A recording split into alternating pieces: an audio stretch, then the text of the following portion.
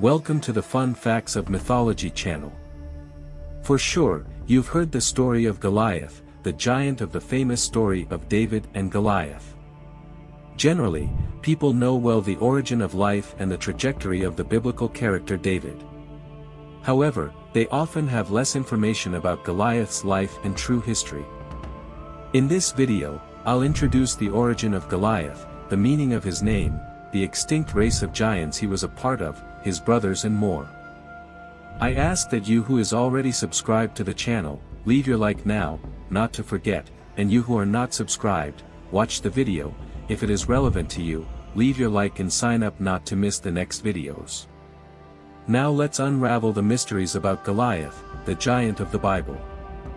Goliath, a biblical character from the Old Testament, was described in the book of Samuel as an immense giant. He was defeated by the young David in a single combat.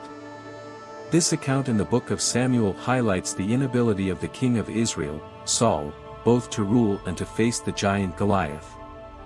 The Bible accounts that Saul and the Israelites faced the Philistines in the valley of Elah, conducting 2 confrontations a day for 40 days, both morning and night. Goliath, the giant and champion of the Philistines, came out of the Philistine army and challenged the Israelites to send a champion into a single battle, in which an Israelite warrior would face the giant champion of the Philistines. However, Saul was afraid of this challenge, but David courageously accepted the task.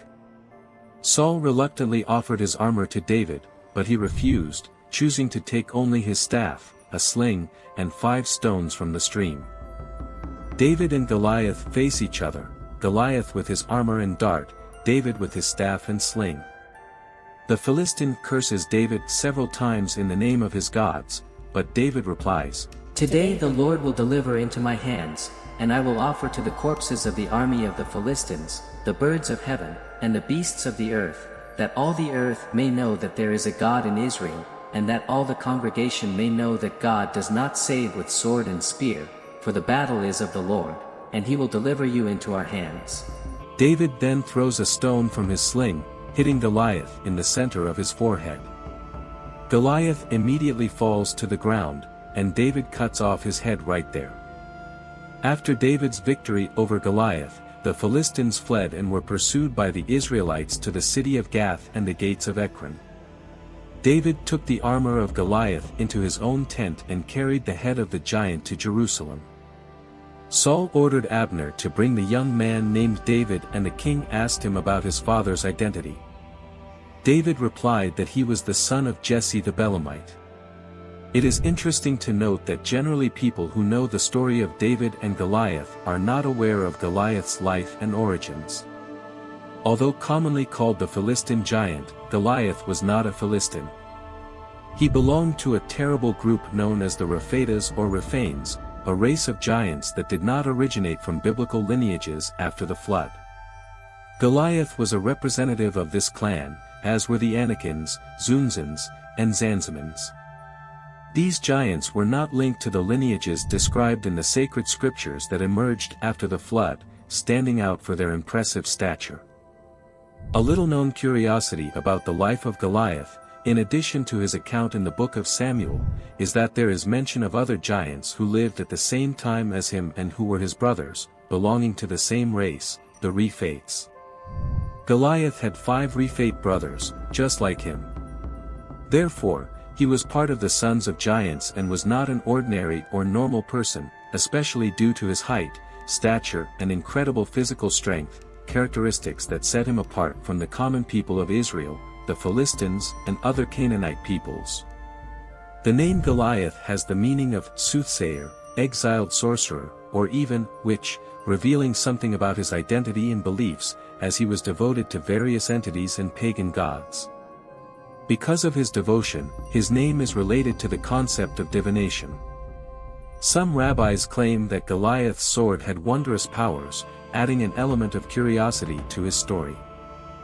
The giant brothers of Goliath, who were of the same race as him, had names like Lami, Isbi-Benob, and also Goliath had a brother of the same race who was also called Goliath, a third brother whose name is not specified. There is speculation that this unknown brother was the greatest of all the giants.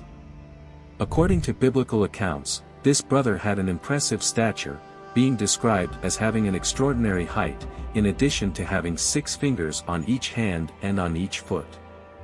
Regarding the origin of giants, I plan to produce a series of videos in the future, exploring details about the origin and different races of giants mentioned in the Bible, including the ancient Nephilim. To give you a preview of the ancient Nephilim, Goliath was descended from the children of the giants and the Nephilim.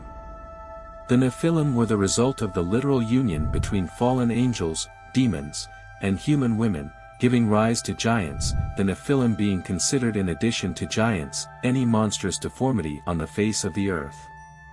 This is the oldest interpretation found in the biblical manuscripts about the origin of the giants, although there are other interpretations that I even mentioned in the video of the pre-diluvial period that I will leave here in the description. We respect the 2 versions but leave your opinion in the comments.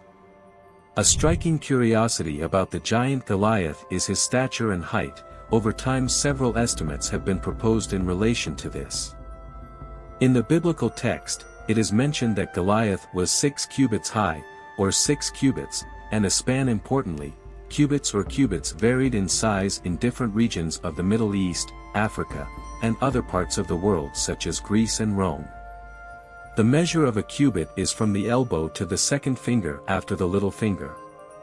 The size of the cubit can vary according to ethnicities and peoples, since some ethnicities have slightly larger or longer limbs than others. For example, indigenous people are usually shorter and have smaller limbs, resulting in a correspondingly sized cubit. Some African peoples, on the other hand, have longer arms and more elongated bodies, which would result in a slightly larger cubit than that of the indigenous people. This is just a general illustration, as most Bibles make mistakes in setting weights, measurements, and sizes. An example of this is the confusion between the New Testament cubit and the Old Testament cubit.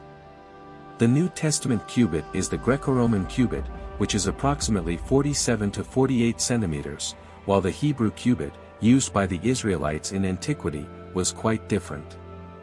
According to the measurements of the cubits of the time, the Hebrew cubit or Israelite cubit was about 54 centimeters. Therefore, considering that the height of Goliath was 6 cubits and a span, its equivalent height would be approximately 3.51 meters, since 6 cubits plus a span being half a cubit, would total about 3.51 meters. In the Masoretic text, which is the most common version of the current Bibles, it is mentioned that Goliath was 6 cubits high, which would be equivalent to 3 meters and 51 centimeters. However, there is another text, the Dead Sea Scrolls, which present a different height for Goliath, mentioning only 4 cubits and a span, which would correspond to approximately 2 meters and 43 centimeters. Different scholars propose other height equivalences for the giant Goliath, using different measurements of cubits. Among the main proposed heights, we have the one mentioned by the Masoretic text, which is widely used in current Bibles. In addition to height, the Bible also mentions that Goliath's armor or garment weighed about 60 to 64 kilograms. The giants of the Rephate race, of which Goliath was a part, were probably similar in height to him. However, the giant not mentioned by name, only described by its frightening stature, was probably even bigger than all the others. I hope you all enjoyed this video about the origin and some curiosities related to the character Goliath, the ancient giant defeated by the young shepherd David. It is important to note that, in addition to versions of the Masoretic text and the Dead Sea Scrolls, other scholars have proposed different measurements of cubits over time. These variations can result in different estimates for Goliath's height.